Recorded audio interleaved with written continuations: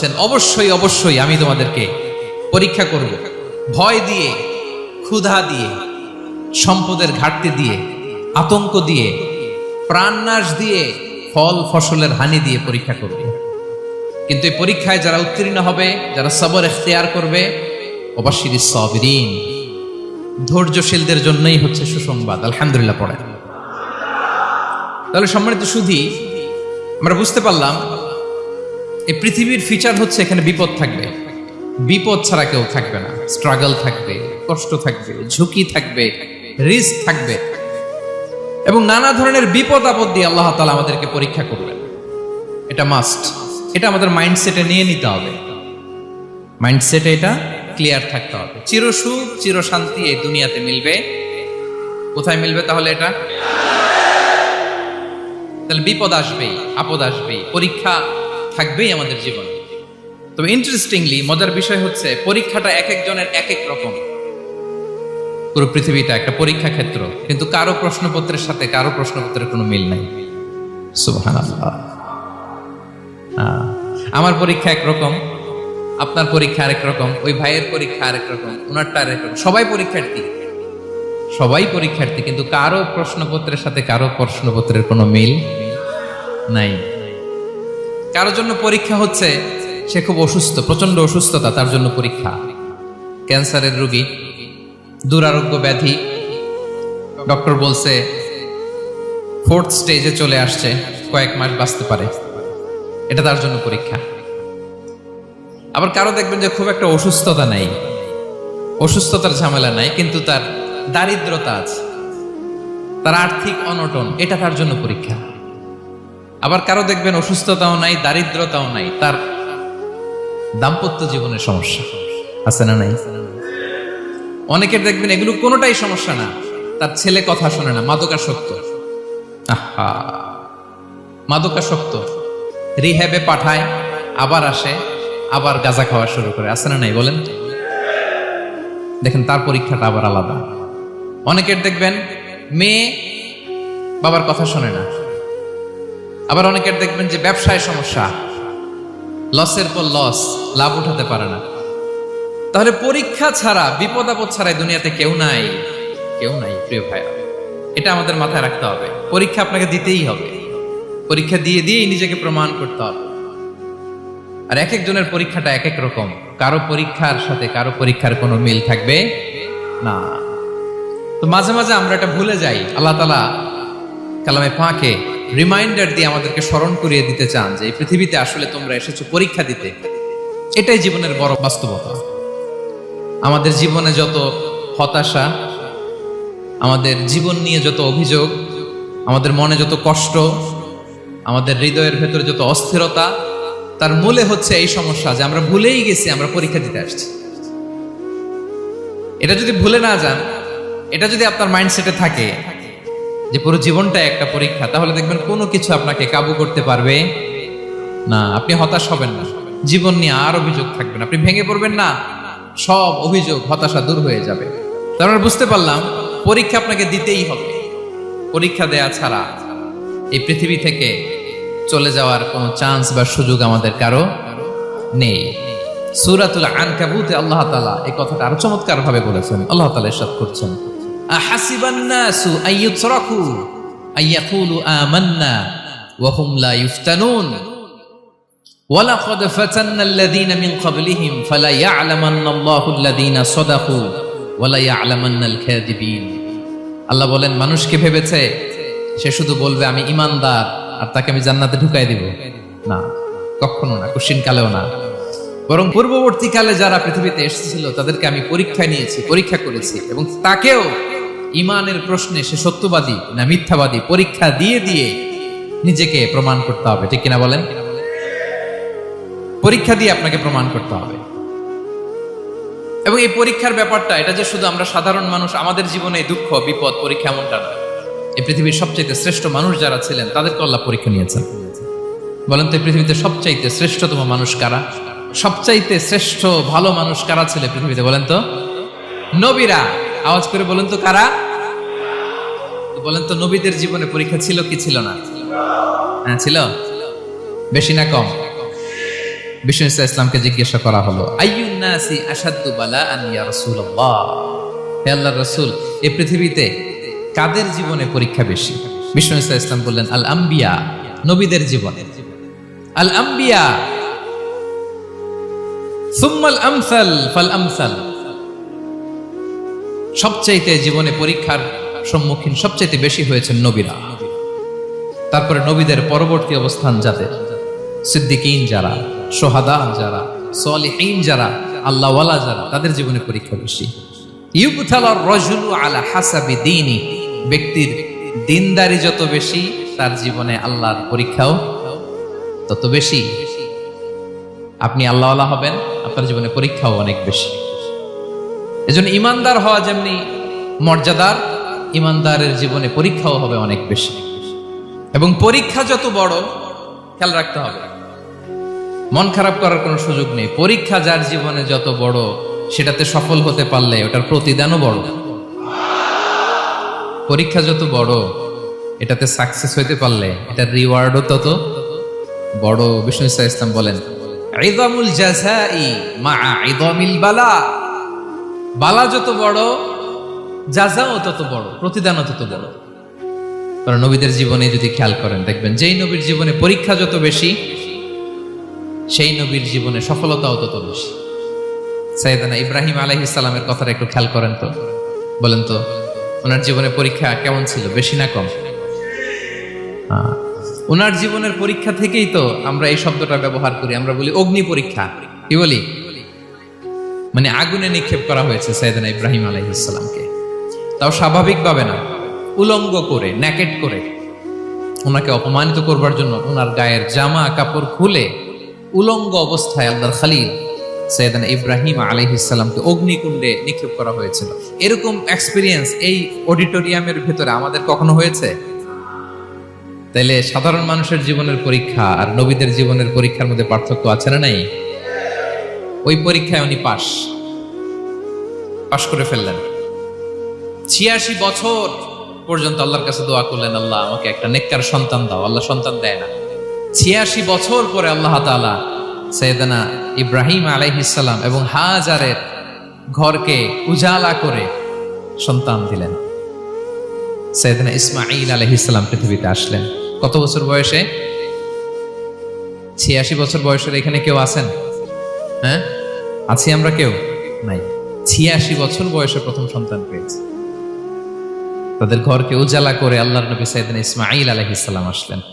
এবার আল্লাহ বললেন, যাও স্ত্রীকে আর এই কলিজার টুকরা সন্তানকে, থাকো তো প্যালেস্টাইনে, প্যালেস্টাইন থেকে ১,৫০০ কিলোমিটার দূর, দ্য ব্যারেন ল্যান্ড, ওই মক্কার ধুধুমরু প্রান্তরে রেখে আস, যেখানে কেউ নাই, মানুষ নাই, গাছ নাই, পাখি নাই, পানি নাই, যাও রেখে আস। আচ্ছা বলেন তো, ৮৬ বছর পরে যে লোকটা সন্তান পেল, বুঝেছেন উত্তর দিয়েন, ৮৬ বছর পরে যে লোকটাকে আল্লাহ তাআলা সন্তান দিল, তার হৃদয়ে ওই সন্তানের জন্য মায়া বেশি না কম?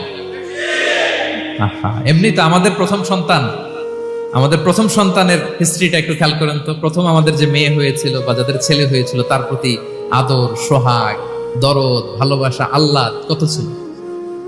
আর ৮৬ বছর বয়স আল্লাহ তাআলা ওনাকে সন্তান দিলেন, দিয়ে বললেন, যাও হাজারকে আর ইসমাঈলকে মক্কার ধুধুমরু প্রান্তরে রেখে আস।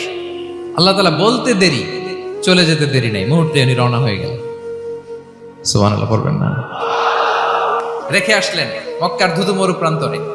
এবার আল্লাহ বললেন, যাও রিটার্ন ব্যাক টু প্যালেস্টাইন, প্যালেস্টাইনে চলে যাও। চলে গেলেন, হৃদয়টা ভেঙে খান খান। অনেক বছর পরে আল্লাহ তাআলা আবার অনুমতি দিলেন, যাও এবার ছেলেকে দেখে আসতে পারো, যাও প্যালেস্টাইন থেকে আবার মক্কায় যাও। সাইয়েদনা ইব্রাহিম আলাইহিস সালাম প্যালেস্টাইন থেকে আবার ১,৫০০ কিলোমিটার পথ পাড়ি দিয়ে, এখনকার মতো ফ্লাইটে যায় না, গাড়িতেও না, উটে করে। কিসে করে? উনি যে কতবার মক্কা থেকে ফিলিস্তিন এসেছেন আর গিয়েছেন, কোন ইয়ত্তা নাই, হিসাব নাই। গেলেন, এবার ছেলেটা হাঁটতে পারে, দৌড়াতে পারে, একটু একটু কথা বলতে পারে, আব্বু আব্বু ডাকতে পারে। কেমন মায়া লাগে বলেন তো? মায়া ভালোবাসায় যখন টইটম্বুর, ঠিক ওই মুহূর্তে আল্লাহ বললেন, ছেলেকে জবাই করো, জবাই করো ছেলেকে। আল্লাহ তাআলা বলতে দেরি করেছেন, আল্লাহর আদেশ পালনে 1 সেকেন্ডও তিনি দেরি করেন নাই। ছুরি চালালেন, জান্নাত থেকে দুম্বা নিয়ে আসা হলো। এভাবে আল্লাহর নবী ইব্রাহিম আলাইহিস সালাম ওনার জীবনের প্রতিটি ক্ষেত্রে যেখানে আল্লাহ তাআলা ওনাকে পরীক্ষা নিয়েছেন, উত্তীর্ণ হয়েছেন। এবং দেখেন ওনাকে আল্লাহ তাআলা কি উপহার দিলেন, আল্লাহ তাআলা ওনাকে খলিলুল্লাহ উপাধি দিলেন, আল্লাহর বন্ধু। সুবহানাল্লাহ বলেন। আল্লাহ তাআলা বলছেন ওয়া ইযি বিতালা ইব্রাহিম রাব্বুহু বিকালিমাতিন ফাআতাম্মাহুন ক্বালা ইন্নী জাঈলুকা লিন-নাসি ইমামা। আল্লাহ অনেকগুলো পরীক্ষা নিয়েছিলেন সাইয়েদনা ইব্রাহিম আলাইহিস সালাম, প্রতিটা পরীক্ষায় সাকসেসফুলি পাস করেছেন, গোল্ডেন এ প্লাস। আল্লাহ বলেন ইন্নী জাঈলুকা লিন-নাসি ইমামা, I'm gonna make you the leader for the entire human being. I'm gonna appoint you as a leader for the entire universe. গোটা বিশ্বের জন্য, গোটা মানবতার জন্য আমি তোমাকে লিডার বানায় দিলাম। ইযামুল জাযাই মা'a ইযামিল বালা।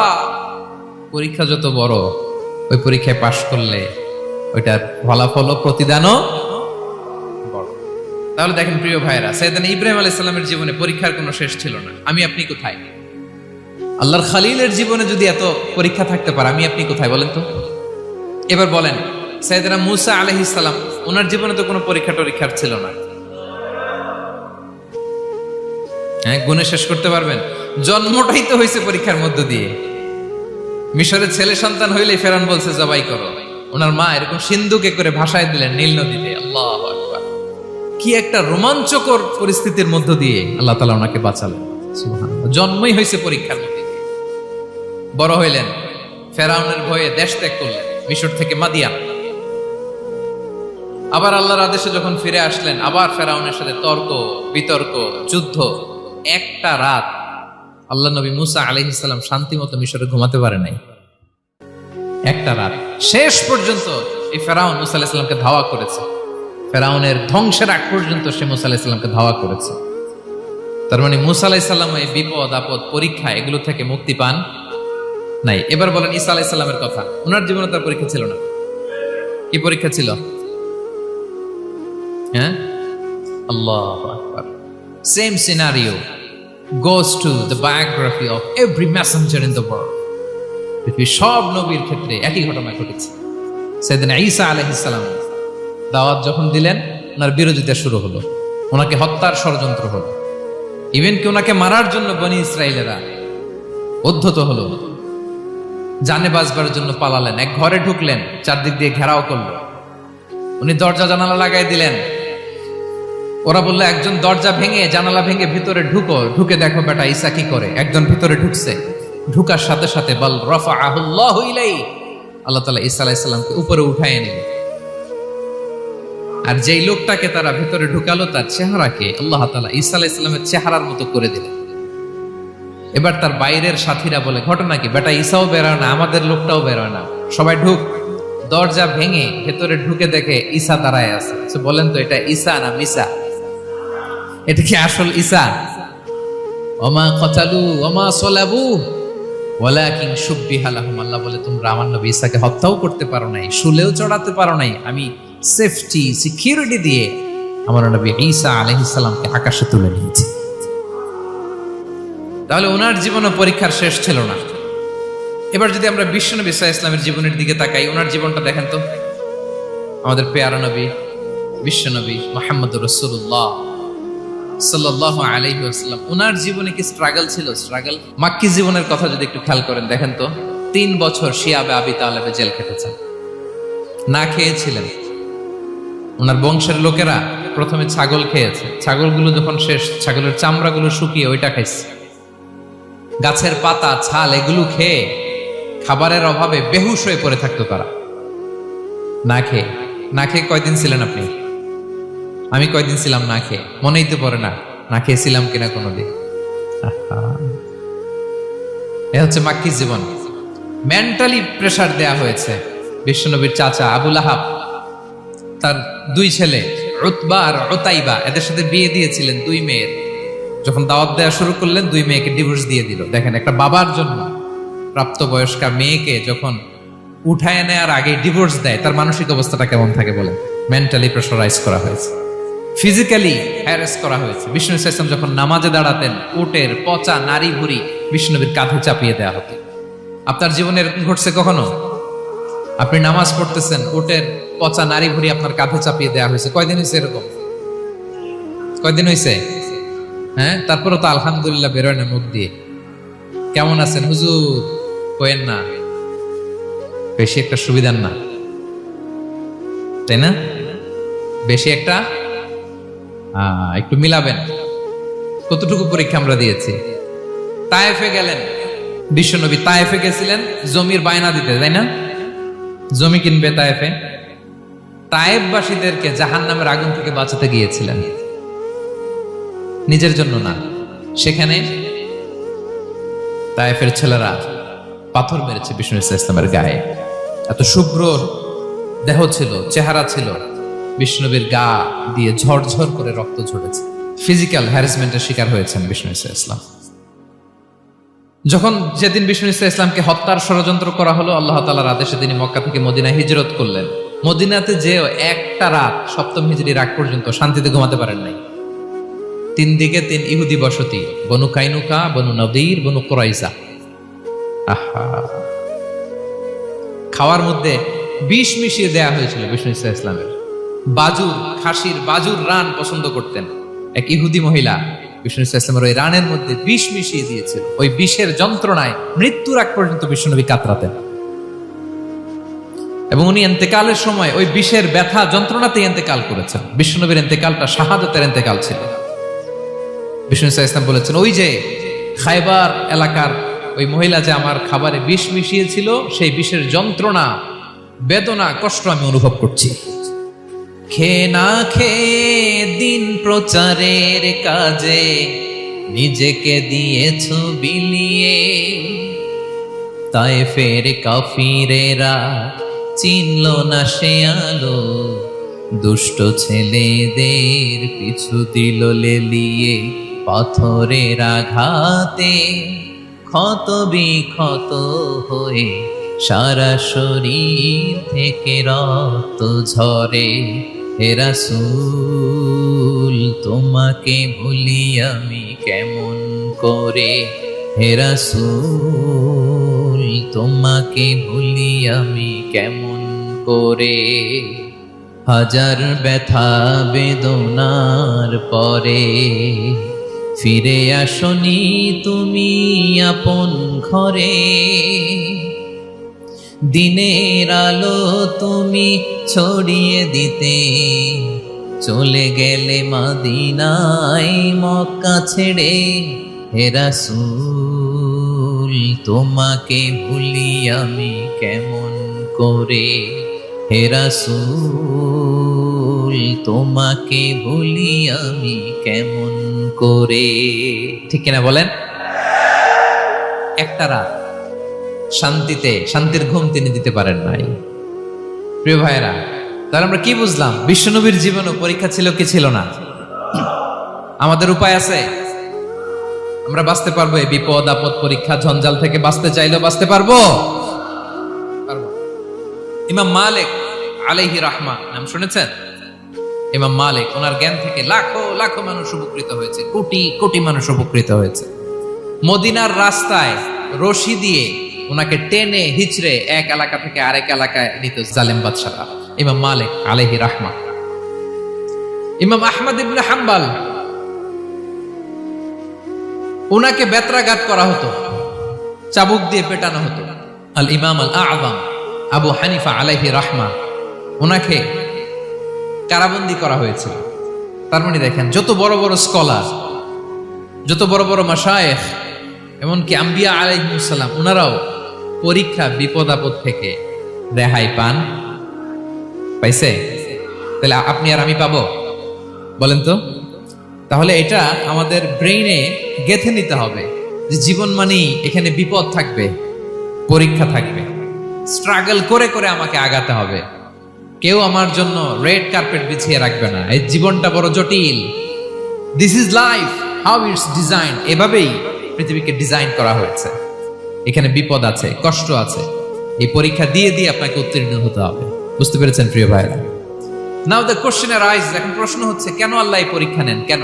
আল্লাহ তাআলা সূরা মুলকে বলেছেন, এই পৃথিবী সাজানোর, এই জীবন মৃত্যুর এই খেলা, এটার উদ্দেশ্যটাকে আল্লাহ তাআলা স্পষ্ট করে বলেছেন, আল্লাযী খালাকাল মাউতা ওয়াল হায়াতা লিয়াবলুয়াকুম আইয়ুকুম আহসানু আমালা। জীবন মৃত্যু দিয়ে তোমাদের জীবনকে সাজানো হয়েছে এজন্য, যাতে করে তিনি তোমাদের পরীক্ষা করতে পারেন। কি করতে পারেন? তোমাদের মধ্যে কে সৎকর্মে অগ্রগামী, কে কাজে ভালো, আমলে ভালো, এটা দেখার জন্য। বেসিকলি আল্লাহর দেখার প্রয়োজন নাই, আমাদেরকে দেখানোর জন্য এই পরীক্ষার আয়োজন। আমি ভালো করবো না খারাপ করবো এটা আল্লাহ জানে না? ওনার পরীক্ষা করা লাগে কেন? কথা বলেন। আমি জান্নাতি না জাহান্নামী এটা আল্লাহ জানেন না? বেসিকলি আমাদেরকে জানানোর জন্য এই পরীক্ষার আয়োজন। কাদেরকে জানানোর জন্য? মানে তুমি জেনে যাও তুমি জান্নাতি না জাহান্নামী।